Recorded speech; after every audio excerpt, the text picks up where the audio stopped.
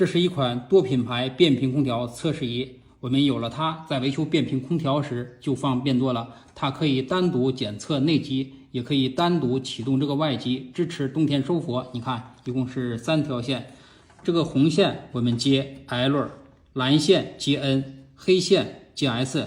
当我们用它单独测试室外机的时候，我们把室内机这根通讯线给它拔掉。如果我们测试室内机的好坏，我们把室外机这根通讯线给它拔掉。有一些空调我们在维修时它不显示故障代码，但是我们用它可以读取这个空调显示的故障代码的含义，这样我们修变频空调就方便多了。你比如这台美的冷峻星空调，它的内机工作正常，显示也正常，外风机不转。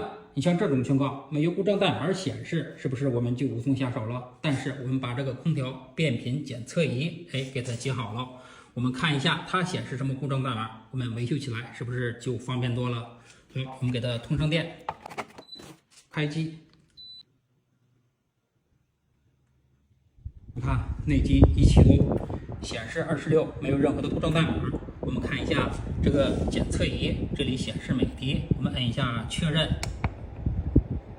制冷模式，你看这显示的参数，故障代码已经出来了 P4， 是不是？但是它内机还是26，没有任何的故障代码。你像这种情况，我们就知道了，它显示 P4， 也就是说变频板有问题。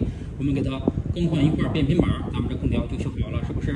我们有了这个变频空调检测仪，对于咱们维修这个变频空调就方便多了。